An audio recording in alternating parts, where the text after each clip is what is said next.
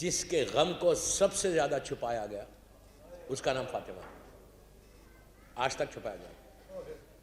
میں نے مجلس کا آغاز سورہ کوثر کی پہلی آیت سے کیا، 2 دن سے اس کی تفصیل بتا رہا کہ کوثر ایک کثیر اولاد کا، اور وہ اولاد کسی مومنین کے وطن سے نہیں ہوئی بلکہ بنت رسول کے وطن سے چلی۔ اور بار بار میں یہ کہہ رہا کہ ویری ریکمینڈڈ سورہ، ویری ریکمینڈڈ سورہ، اس کی کثرت سے تلاوت کرتے رہے۔ جتنا تلاوت کرو گے you will see the difference in your life, big change آئے گا اس لائف جب یہ سورہ کی تلاوت۔ سب سے شارٹسٹ سورہ 3 آیتوں پر، جتنا میکسیمم آپ دن میں کر سکتے اس سورہ کی تلاوت کریں، you will get close to be زیادہ۔ لیکن صرف تلاوت کرنے سے نہیں، اس کے ساتھ جو کنڈیشنز ہیں اس کنڈیشنز کو بھی اپلائی کرنا ہے۔ بی بی کی لائف جو بائیوگرافی تھی اس پہ بات ہو رہی تھی، کل بات یہاں تک پہنچی کہ شہزادی کی جو لائف، اس کے کئی حصے، کئی پہلو ہیں، کوئی ایک حصہ ہم اپنی لائف میں امپلیمنٹ کرنا، کوئی ایک چیز۔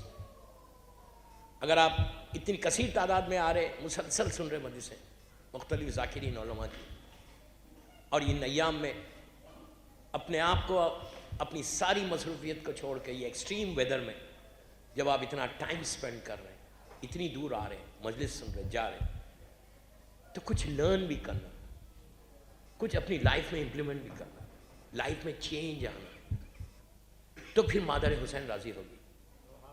پریکٹس نہیں ہے، معرفت ہے۔ ہماری کوئی عبادت پریکٹس کی نہیں ہے کہ باپ نے بتایا، ماں نے بتایا کہ نمازیں پڑھو، پڑھنا ہے، نہیں، سمجھ کے پڑھو۔ زیارت پڑھنا ہے ویسا نہیں، سمجھ کے پڑھو کہ کس کو سلام کر رہے ہیں۔ اسی طرح کوئی مجلس میں جائیے، یہ بہترین موقع ہے ہم سب کے لیے to learn something. Change آئے گا نا، اس لیے کہ جب سلمان پہلی مرتبہ اسلام میں آئے تھے جنگ احد کے بعد، خندق سے پہلے آئے تھے 4 یا 5 ہجری، اس وقت سلمان 10 درجے پہ نہیں تھے ایمان کے۔ فیو ایئرس میں، چند سالوں میں ایمان کے اس سٹیج پہ چلے گئے، بیکاز ایوری ڈے وہ لرن کر رہے تھے کچھ نہ کچھ، پریکٹس نہیں کر رہے تھے۔ اس زمانے میں ہزاروں تھے امام علی کے شیعہ جو ظاہری طور پہ بول رہے تھے، لیکن سلمان ویسے نہیں تھے، ہر دن وہ آگے بڑھتے۔ مومن کی پہچان بتائی گئی کہ آج اگر کچھ ہے تو کل کچھ رہنا، پرسوں کچھ رہنا۔ کرارن و غیر فرارن کے ماننے والے ہو یار، آگے بڑھنے والے ہو نا، پیچھے ہٹنے والے تو نہیں ہو نا۔ تو سیکھنا کیا؟ مادر حسین ہم سے کچھ نہیں چاہ رہی، پیسہ نہیں چاہ رہی، دولت نہیں چاہ رہی، مال نہیں چاہ رہی، ان کی سیرت پہ عمل کرو۔ آج کا دور 21 سینچری میں، آج کے دور میں تو ہم کو لازم ہے کہ we have to follow the path of BBZ۔ حالات دیکھو کیا ہے، گراف یہاں نہیں ہے، یہاں ہے اب گراف شیعت کا۔ آپ بول نہیں سکتے کہ میں شیعہ ہوں، یہ تو شکر ادا کرو UK میں بڑے آرام کے ساتھ گورنمنٹ اچھی ہے، اس لیے تم آرام کے ساتھ ہو۔ What I'm telling you, just listen۔ یہ تو شکر ادا کرو یہاں کی گورنمنٹ اچھی ہے، آپ کو پوری آزادی ہے، رات کے کسی حصے میں بھی آپ مجلس کر رہے ہیں۔ ہم یہ سمجھ رہے کہ یہ عزاداری، جیسے آج بیوٹیفل ہال کے اندر آرام سے ریلیکس ہو کے بیٹھ کے آپ مجلس سن رہے جا رہے، تو کیا ہمیشہ عزاداری ایسی رہی؟ ایسا نہیں رہی۔ بچے یتیم ہوئے، مائیں عورتیں بیوہ ہوئی، دیواروں میں چنے گئے، تو عزاداری یہاں آئی۔ یہ سیکریفائز ہے ان کا، جس کی طرف سے آج آپ آرام سے بیٹھ کے یہ عزاداری کر رہے۔ آج وہ لوگ زندہ ہیں جنہوں نے کام کیا۔ مادر حسین کا سب سے پہلا اور آخری میسج یہی تھا کہ ڈو سم تھنگ فار اسلام۔ صرف زبان سے نہیں بولا فاطمہ نے، زبان سے صرف نہیں بولا، جب وقت پڑا تو میدان میں بھی آئی اسلام کو بچانے کے لیے۔ میدان میں بھی آئی، دربار میں بھی گئی۔ صرف میدان اور دربار میں نہیں گئی، بلکہ ایک کے گھر میں جا کر ولایت علی کے حق علی کو پیش کیا۔ ایک ایک گھر گئی، بی بی انجرڈ ہو کے گئی۔ پروپوگیشن میں بار بار بول رہا، یہ سب سے زیادہ امپورٹنٹ چیز ہے اسلام کی، پروپوگیشن۔ سارے معصومین نے پروپوگیٹ کیا اسلام کو، ان کی محنت تھی. میرے مولا نے تلوار کیوں نہیں اٹھائی؟ صرف اسلام کو بچانے کے لیے. میرے مولا کا جملہ ہے نہج البلاغہ میں. ان کا اسلام ان کی زبانوں تک تھا, ان کے دلوں میں نہیں آیا تھا. علی کا جملہ کہ میری میراث لٹ رہی تھی, میں صبر کر رہا تھا. اس کے بعد کہتے ہیں کہ اگر میں اس وقت تلوار اٹھا لیتا تو میرے بچے چھوٹے تھے, دنیا یہ چاہتی تھی حسن اور حسین قتل ہو جائے, امامت ختم ہو جائے. میں نے صبر کا گھونٹ پیا صرف اسلام کو بچانے کے لیے, ورنہ کس کی مجال ہے کہ جو علی تک پہنچے. یہ ہے propagation. This we have to do. میں بار بار بول رہا کہ when you go back, جب اپنے نرم بستر پہ, نرم تکیے پہ, نرم پیلو پہ سر رکھ کے آج رات میں سونا تو 5 منٹ سوچو عابد الگرامی نے کیا کہا. just think 5 minutes and think کہ پورا دن میں نے کتنا کام کیا اسلام کے لیے, امام کے لیے, بیوی کے لیے, کیا کیا. what I have done for Islam. نماز, یہ مت بولو کہ میں نے نمازیں پڑھی, یہ مت بولو کہ میں روزے رکھتا ہوں, ڈونٹ سے کہ میں حج کیا ہوا, یہ مت بولو کہ میں خمس دیتا ہوں. یہ تو واجب ہے, یہ تو دینا ہی دینا ہے. کل اللہ پوچھے کہ تم نے میرے لیے کیا کیا, تو آپ یہ بول کے بخش نہیں جا سکتے کہ میں نے نمازیں بہت پڑھی ہیں. وہ بولے گا یہ تو واجب تھا, ہمارے لیے کیا کیا, اسلام کے لیے کیا کیا. اگر لندن میں سروائیو کرنا چاہتے, اگر یو کے میں اپنے نام کو باقی رکھنا چاہتے, تو ڈو سم تھنگ فار امام, do something for Bibi Zahra. Bibi Zahra کی زندگی کا ایک مشہور واقعہ کل مجھے بولنا تھا, میں کچھ بول کے رک گیا. شیخ مرتضیٰ انصاری کا ایک کمپلیٹ میسیج ہے, ایک کمپلیٹ میسیج ہے میری تیسری مجلس کا, 3rd مجلس کا. پلیز غور سے, عورت مرد لڑکی لڑکا سب کے لیے, کہ کیسے بننا بی بی زہرا کا چاہنے والا, کیسے بننا امام علی کا شیعہ. اگر تم بنو گے تو تم کو ریوارڈ کیا ملے گا. تاریخ کا, ہسٹری کا مشہور ترین واقعہ ہے شیخ مرتضیٰ انصاری, میں نام لے رہا, اللہ ان کے درجات کو بلند کرے. ایک عظیم پرسنالٹی ہے, 150 سال پرانی, زیادہ پرانے نہیں. اور یہ دفن کا ہے پتہ ہے آپ کو, ان کی لحد کا ہے. کل ان سے شروع ہوا تو میں علامہ حلیب تک چلا گیا. وہ جو 2 میناروں کے نیچے, تو کل میں نے بتایا آپ کو, یہ مینارہ کے نیچے کون ہے. اطراف میں مولا علی کے روضے کے اطراف ایسی پرسنالٹیز ہیں. میں وہی بولتا ہوں نا کہ وہ سورج کے سامنے ستارے کہاں چلیں گے, ورنہ یہ لوگ باہر رہتے تو معجزے ہو جاتے. وہیں پہ جب آپ باب توسی سے رائٹ سائڈ کی ڈور سے انٹر ہوتی, اللہ ہم کو نجف اشرف کی زیارت نصیب کریں انشاءاللہ. غور سے سنو, ایک کمپلیٹ میسیج ہے شیخ مرتضیٰ کی لائف کا. یا بی بی زہرا کا جو مقصد تھا, ان کی ماں نے اس کو پورا کیا. باب توسی, اگر آپ وادی السلام کی طرف سے آئے تو لیفٹ سائڈ پہ باب توسی. شیخ توسی یہ پرسنالٹی ہے. افسوس یہ کہ ہماری یوتھ کو پتہ ہی نہیں کہ یہ پرسنالٹیز کیا ہیں. یہ 1200 ایئرس کا پیریڈ ہے, 1200 سال کا پیریڈ ہے, 260 ہجری سے آج تک 1440 ہجری تک, اپراکسیمیٹلی 1200 ایئرس ہے. یہ 1200 ایئرس میں ان لوگوں نے, یہ وہ پرسنالٹیز ہیں 78 کے قریب ہے کہ جنہوں نے دیوار بن کر فانو سے محمدی کو بچا لیا.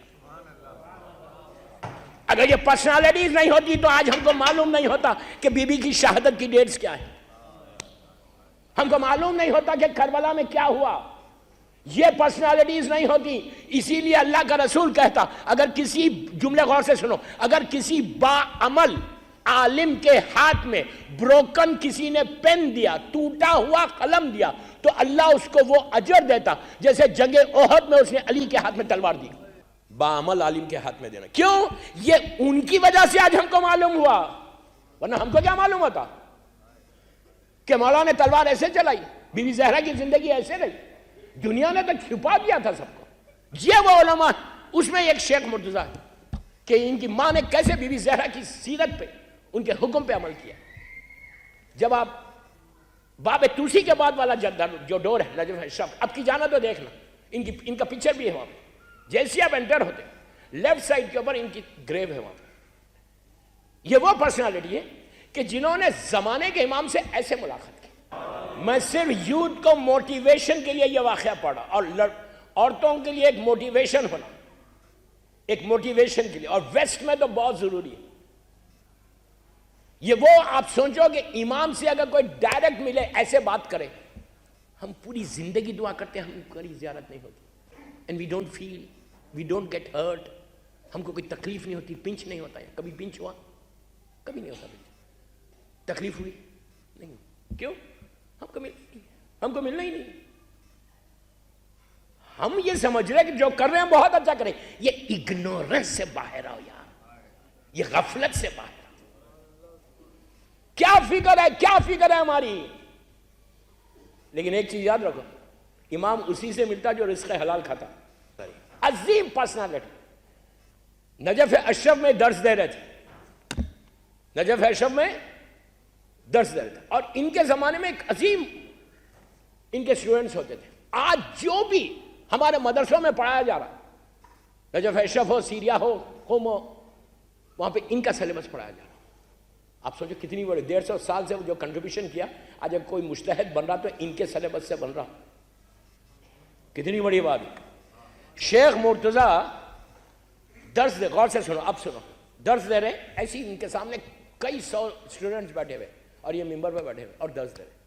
دیکھیں کہ ایک پرسنالٹی, ایک شخصیت انٹر ہوئی, لیکن اس کا روب اور دبدبا اتنا تھا, مطلب ایسی عظیم پرسنالٹی تھی کہ پورا مجمع ایسا کھڑا ہو گیا. انہوں نے کہا نہیں کھڑے ہونے کے لیے, اس کے روب سے کھڑا ہو گیا. وہ آئے, نیچے بیٹھ گئے, نیچے بیٹھے, شیخ ممبر کے اوپر, کہا السلام علیکم. شیخ نے کہا علیکم السلام. انہوں نے کہا, نیچے سے پوچھا کہ شیخ یہ بتاؤ کہ اگر کوئی عورت کا شوہر مسخ ہو جائے, مسخ یعنی ہمارے رسول سے پہلے جو اوپر کے جتنے نبی تھے, امتیں تھیں رسول نبیوں کی, وہ لوگ گناہ کرتے تھے. تو گناہ کرتے تھے تو عذاب جو آتا تھا پورے انسان, پوری بستی پتھر میں بدل جاتی. اللہ کا عذاب تھا, عجیب عذاب. کتنے کیسے عذاب آئے. کوئی جانور میں بدل جاتا, اس کو مسخ بولتے. کسی کے اوپر پتھر کا عذاب آ گیا, قوم لوط کو اٹھا کے زمین پہ پھینک دیا. مطلب یہ تو شکر ادا کرو کہ تمہارا امام زندہ ہے جس لیے تم بچے ہوئے ہو. سمجھ میں آئی بات؟ یہ مت سمجھو کہ آج گناہ کم ہو رہے, آج گناہ زیادہ ہے. اس زمانے میں گناہ کم تھے. اس زمانے میں لوگ گناہ کرنے کے لیے ایک پرٹیکولر پلیسز پہ جاتے تھے. آج تو بہت آسان ہے, آج تو بہت ایزی ہے گناہ کرنا. تو انسان مسخ ہو جاتا. تو وہ نیچے سے پوچھا, یہ بتائیے شیخ, اسلام میں کیا مسئلہ ہے کہ اگر کسی کی عورت, اس کا شوہر مسخ ہو جائے, عذاب آ جائے اس کے اوپر, تو وہ عورت کیا کرے, دوسرا نکاح کرے؟ تو شیخ نے ویری کانفیڈنٹلی کہا, یہ بتائیے کہ وہ جانور میں مسخ ہوا یا پتھر میں؟ تو انہوں نے کہا کیوں, دونوں کے لیے مسئلہ الگ ہے؟ تو شیخ نے کہا ہاں دونوں کے لیے مسئلہ. تو کہا کیا مسئلہ ہے؟ اب سنو. کہا کہ اگر جانور میں مسخ ہوا ہے تو انسان اور جانور میں صرف عقل کا فرق ہے. اللہ نے ہم کو عقل دی, برین دیا, جانور کو نہیں دیا. لیکن کبھی کبھی ہم بھی جانور ہو جاتے. لندن والے نہیں ہوتے, بول رہا نہیں, کبھی کبھی ہم بھی جانور ہو جاتے. انسان اور جانور میں صرف عقل کا فرق ہے. شیخ نے کہا کہ اگر کسی کا شوہر, دنیا اسلام کا مسئلہ یہ ہے کہ اگر خدا نخواستہ کسی عورت کا شوہر, ہسبینڈ کریزی ہو جائے, دیوانہ ہو جائے, پاگل ہو جائے, پاسبلٹی ہے کریزی ہو جائے, تو اور ڈاکٹر سے کنفرم کر دے کہ یہ پاگل ہو گیا, اب اس کا دماغ واپس نہیں آئے گا, تو اسلام یہ بولتا ہے کہ اس کی بیوی جو ہے طلاق کا عدہ لے اور دوسرا نکاح کر سکتی. اگر وہ دیوانہ ہو جائے, کنفرم ہو جائے کہ یہ پاگل ہو گیا. تو یہ ہمارے مذہب میں نہیں ہے کہ ہندوؤں کی طرح کہ آپ بیٹھ جاؤ نام پہ کسی کے, نہیں. اللہ کہہ رہا, اسلام کہہ رہا کہ وہ طلاق کا عدہ لے اور دوسرا نکاح کر سکتا. وہ کرے نہیں کرے اس کے اوپر ہے, لیکن اسلام کا مسئلہ ہے. تو انہوں نے کہا کہ اگر جانور میں مسخ ہوا ہے تو وہ طلاق کا عدہ لے گی اور نکاح کرے گی. اور اگر پتھر میں ہوا ہے, اللہ کا رسول کہتا ہے کہ میت پتھر کے مانند ہے, تو اگر پتھر میں ہوا ہے تو وہ بیوہ کا لے گی عدہ اور نکاح کرے گی. اس کے فوراً بعد شیخ نے کہا لیکن آج یہ پاسبل نہیں ہے. آپ جو مسئلہ پوچھ رہے یہ پرانی امتوں کا تھا, آج کوئی پاسبل نہیں ہے. تو کہا کہ کیوں, کیا گناہ کم ہو گئے؟ نیچے سے پوچھا. شیخ نے کہا گناہ کم نہیں ہوئے. اللہ کہہ رہا میرے حبیب جب تک تم ان کے درمیان میں ہو میں عذاب نازل نہیں کروں گا, جب تک تم ان کے درمیان میں ہو عذاب نازل نہیں کروں گا. تو نیچے سے انہوں نے کہا کہ لیکن اب تو حبیب تو نہیں ہے, رسول تو ختم ہو گئے. تو کہا ان کا بیٹا تو ہے, کہا بیٹا تو موجود ہے. بس یہ کہنا تھا. انہوں نے کہا کہ حق تو یہ ہے کہ شیخ تم مجتہد ہو. جیسے یہ کہا پورا مجمع چوکا. اتنی بڑی بات کس نے, غائب ہو گئے, جیسے آتے ہوئے نہیں دیکھا, جاتے ہوئے بھی نہیں دیکھا. پورے نجف میں ہنگامہ مچ گیا کہ زمانے کے امام نے شیخ مرتضیٰ کو سند دی ہے کہ مجتہد. ساری عورتیں ان کی ماں کے پاس گئے. اب اصل میسیج, اس میسیج کے لیے میں نے یہ واقعہ پڑھا. ساری عورتیں جو تھیں گروپ بنا کر شیخ مرتضیٰ کی ماں کے پاس گئے کہ پوچھیں کہ انہوں نے کیا کیا اس بچے کے ساتھ, کتنا بڑا رول ہے ماں کا. پوچھا کہ آپ یہ بتائیے کہ آپ کو مبارک کہ آپ کے بیٹے کو امام نے سند دی ہے, گواہی دی ہے کہ آپ مجتہد ہیں. تو ماں نے بڑا ایزی لیا, ٹھیک ہے. تو عورتوں نے کہا آپ کو خوشی نہیں ہوئی؟ غور سے سنو, خوشی نہیں ہوئی اس لیے کہ ماں باپ کا رشتہ ایک ایسا ہے کہ جس میں جلسی نہیں ہے, حسد نہیں ہے. دنیا کے ہر رشتے میں حسد ہے, جو بدترین گناہوں میں سے گناہ. پرابلم یہی ہے ہماری کمیونٹی کا, جلسی. آج تم کو امام علی کا جملہ ہمیشہ یاد رکھو. امام علی بولتے کہ حاسد کو جلانے کی ضرورت نہیں ہوتی, وہ خود اپنی آگ میں جلتا ہے. بہترین آپ برانڈڈ ڈریس پہن کر آپ, ایک مومن دوسرے مومن کو دیکھ کے جل رہا کہ اس کے بعد برانڈڈ ڈریس کیسا آ گیا. رولز میں گھومے آپ, وہ جلنے لگے گا کہ اس کے پاس کیسا آ گیا. عورت ڈائمنڈز کا ہار پہن کے آ رہی, دوسری عورت جل رہی. کیوں جل رہے؟ تم دعا یہ کرو کہ اللہ اس کو ایک اور ڈائمنڈز کا ہار دلا دے. اس لیے کہ تم اس کے لیے دعا نہیں کر رہے, اپنے لیے دعا کر رہے ہو. You understand what I say? تو یہ حسد ایسی بیماری ہے کہ آپ اس کا تصور ہی نہیں کر سکتے کہ کہاں تک لے کے جاتی ہے. اب میں آپ کو ایک واقعہ سناتا ہوں, یہ انبیاء ما سبق کا حسد کے اوپر. اس لیے کہ اگر حاسد ہو گئے تو ولایت علی تمہارے دل میں نہیں رہے گی. I'm very clear in my message. یہ سمجھو ہی مت کہ تمہارے پاس محبت اہل بیت آ سکتی جو حاسد ہوگا. معصومین سے لوگوں نے حسد کیا, ان لوگوں نے کسی سے نہیں کیا. یہ صفت مومن نہیں ہے.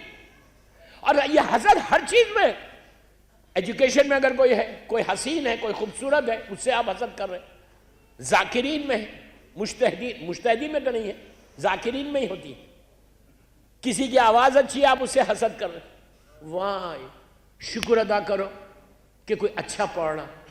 ایک چیز یاد رکھو, عزت سے وہ دیتے کتنی بھی حسین و خوبصورت آواز ہو, اگر امام اس کو پسند نہیں کرے تو وہ کبھی آگے نہیں بڑھ سکتا. اللہ یہ نہیں کرتا کہ تمہارا رزق کسی کو دے رہا, اس کے خزانے میں کمی نہیں ہے. اگر کسی کا بزنس گرو کر رہا, وہ لندن میں گرو کر رہا, بزنس بہت اچھا ہے, تو شکر ادا کرو کہ تمہارے ایک مومن بھائی کا بزنس اچھا ہے. تم اس سے حسد کرو گے تو اس کا بزنس ختم نہیں ہوگا, اس کو اللہ اور دے گا. تو اس نے کہا, عورتوں نے پوچھا تم نے کیا کیا؟ تو اب سنو, اس نے کہا, اس عورت نے کہا, شیخ مرتضیٰ کی ماں نے, کہ میں ڈیٹیل میں بتاؤں یا شارٹ بتاؤں؟